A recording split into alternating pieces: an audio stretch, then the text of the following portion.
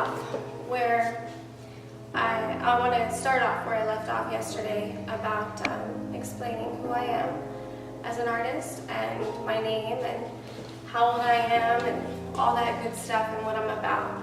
So basically, today I wrote down a few things and that I wanted to go over with everyone, and I'm hoping that maybe we can get some followers or somebody to go ahead and be that brave one, be that one to face their fear and go ahead and reach out.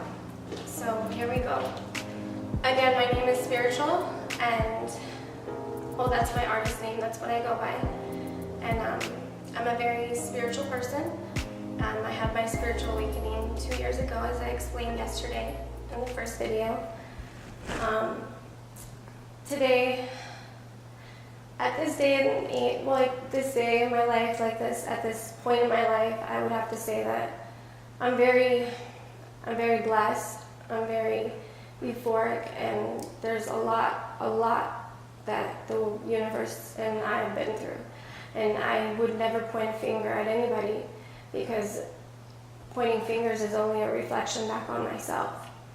So basically, like the saying, when you point a finger, 3 fingers point back to you. So today in this episode, I want to go ahead and talk about a story of mine that I've been through in life, and hoping that maybe I can connect with somebody else that can relate to what I've been through, or my pain or my suffering, and hope that somebody out there can go ahead and write or get in contact with me and have you here on the show with me. So the story that I wanted to talk with you about was about at the age around 5 years old. Probably one of my very first memories. And I know that a lot of people always tell me that when they, I don't know, these are just their perceptions, or there's, the way that they think, but they always tell me that they would have thought I was a bitch, or they would have thought that that I was stuck up or too good to talk to them, or until they got to know me. And once they got to know me, they got to know that I was just as normal as them or anybody else. And I'm nobody different. I believe that we are all the same. There's nobody better, there's nobody worse, there's nobody smarter. Well, more intelligent, yes, but nobody, we're all equal, is what I mean. We're all equal. And so here's the story. So if you guys have a kind of mind that judges or stereotypes, this is probably not for you. Or maybe it is, but your thoughts and your energy and what you think are not going to affect me. So I want to go ahead and say that first and foremost. So at the age around 5, I'm 32 now, so my birthday was in '86. Around the age of 5, one of my first traumatic memories of growing up was, I remember that me and my brother James, we had always been more together than all 3 of us. Mind you, I have 2 older brothers, and my 2 older brothers, we kind of all got split up, with our mom. She had her hiccups in the road, and I don't blame it on her. It's not her fault, because what she needs to do is forgive herself and apologize to herself, because it wasn't her fault what me and my brothers have been through in life. And I remember that it was mostly me and James when I grew up. And one of my very first memories is, I'm from California and I lived in Barstow and Victorville. Well, at this time we were living in Barstow, and my mom had a boyfriend at the time. I'm not going to say any names, but we were living in a house that we literally had to take baths inside of buckets, because we had no gas and we had no electricity, and we had to heat up our water in different ways, and take that water and go ahead and, sometimes we would have electricity but no gas, so we would we would microwave the water, fill the bucket up, and we would go and take a bath in one of the buckets. And I know that that's probably nothing compared to other countries, but obviously I'm sharing my story with you guys. So if there's anybody out there that relates to the kind of same pain, hopefully it gives you guys the courage to come out and let those kind of things go that have been holding you back your whole life, or you've been holding in.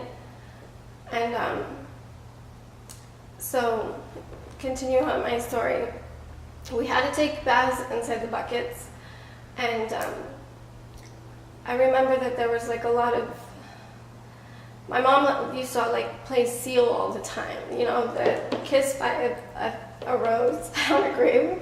I'll never forget that song because it was in this one house that I've had so many traumatic memories, and I'll get to them. I also remember I was sleeping one night on a black leather couch. I'll never forget it. And my mother, I heard her kind of calling my name, but I didn't know if I was awake or not yet. And I kept on calling me out. My real name is Dominique. Dominique.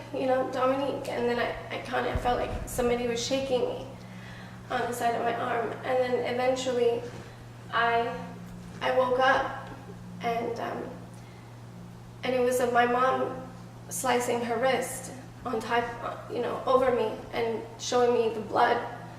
And at 5 years old, I don't think that any child should have endured or been through something like that. But I tried today to put myself in my mother's shoes to see what she was going through in life, because obviously it was something that she could have been going through that could have been addressed, or it could have been dealt with in a certain way. So that's why I don't blame my mom for any of my mistakes today. I don't blame anybody. I believe that I'm exactly where I need to be at in life at this exact very moment, second, minute in time.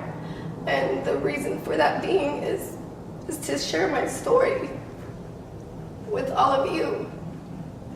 So hopefully, you guys can relate to my pain and suffering, or what I've been through, and my mistakes and my lessons, and my trials and tribulations to where I had to learn a lot of pain, a lot of suffering. And mind you, I didn't always learn it the first time, and probably 99.9% of the time I didn't learn it the first time.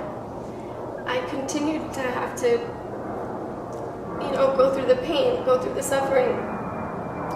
I know that they talk about millennial children, and what is it? I don't know, there's two others, and it's about a certain range of age of children that were born between these certain years, and they're, and how their parents, they look back on when their parents were born and how they were raised, and how their parents were raised was based on how the children were going to be raised. And so I don't know how to really elaborate on it very well, but long story short, it's about 3 generations, or should I say 3 decades of children when they were born, and all these traits and all these what they would call negatives and positives that these children have, because based off of their parents and how they were raised. So that's why they call me a millennial child. And everything that they did, scientists did explain about, my mother and how she was raised and growing up, she they were correct, when I read or did my research and stuff on this. And I know that my mom today, I know that she holds a lot of that pain, a lot of that suffering. And I'm here today to tell my mom that she needs to apologize to herself and say that she's sorry and forgive herself, because it's not her fault. And that night when that had happened, I ran. I didn't know what to do. It was like so much, so fast, when she had cut her wrist.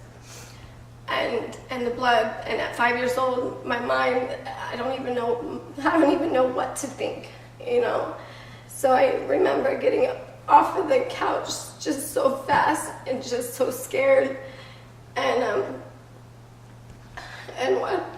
watching her hold her wrist, and I remember I ran. I went to the screen door, the front door, and I ran. I opened it and I ran, and I ran, and I ran, and I ran till I couldn't run anymore. And I found where my brothers were staying and spending the night with their friends. And that's when their mom, I told them what had happened, and their mom had, got, her help, over there. So, but then after that had happened, we were taken into custody away from our mother. So, this is just one story of mine. And my life, the cover of my, podcast, whatever you want to call it, is called Time Upon Once, because my life wasn't once upon a time.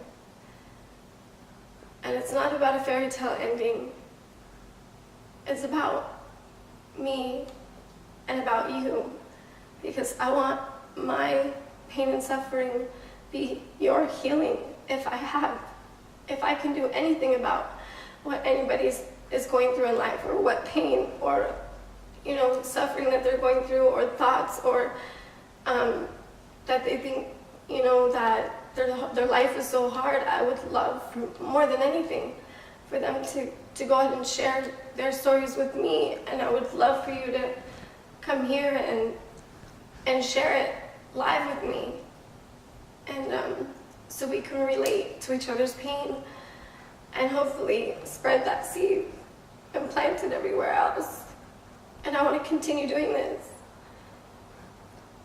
until the world listens.